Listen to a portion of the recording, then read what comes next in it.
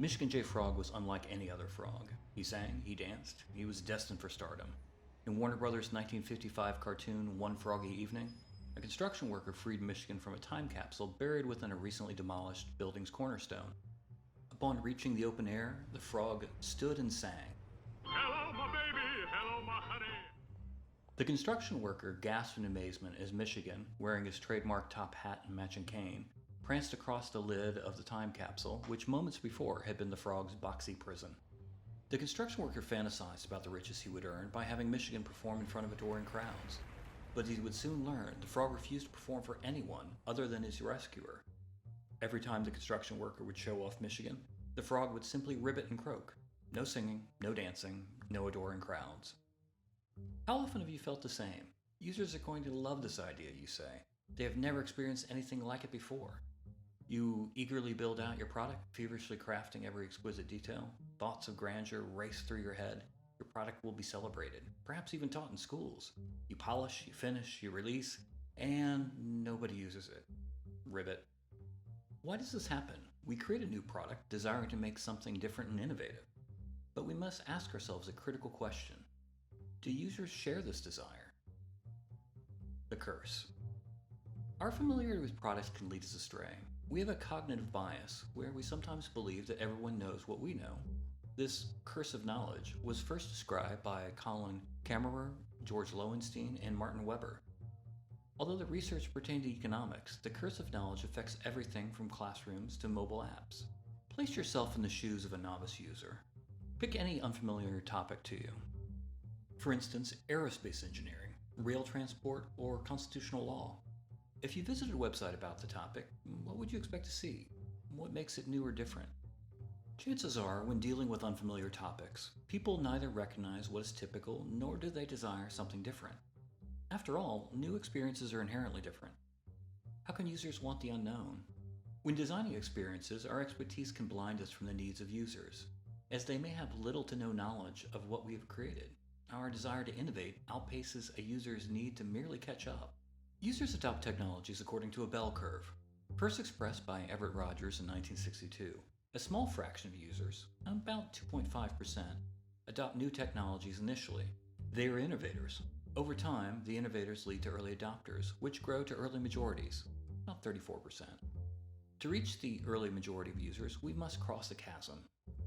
In Crossing the Chasm by Jeffrey A. Moore, the author describes the challenges of adopting high-tech products.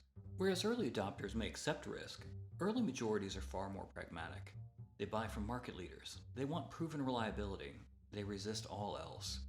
Acceptance may take years, sometimes only occurring after several failed attempts. Dropbox serves over 500 million users today. However, Palm introduced file syncing in 1997. Spotify currently values at $30 billion, yet Xerox PARC experimented with music streaming in the mid-1990s. Apple's iPad Pro is emblematic of mobile computing. Nonetheless, Go Corporation pioneered a pen-based tablet in 1987. From Palm Pilots to primordial iPads, people often resist new experiences. But over time, these products and services grow increasingly commonplace. New becomes familiar. Affordance. Familiarity takes many forms. In the ecological approach to visual perception, James Gibson describes his theory of how creatures see their environments. For example, an environment could be a swamp, and the creature a frog. Weighing less than an ounce, a common frog will happily sit on a lily pad. The pad holds the frog's weight, whereas the water surrounding it would not. We can describe the lily pad as sittable. It affords the ability to be sat upon by a frog. Gibson called this ability an affordance. In 1998, Don Norman wrote about perceived affordances in his groundbreaking book, The Psychology of Everyday Things, later renamed to The Design of Everyday Things. He described how design affects our perceptions and interactions with objects. For example, a chair is sittable based on its design.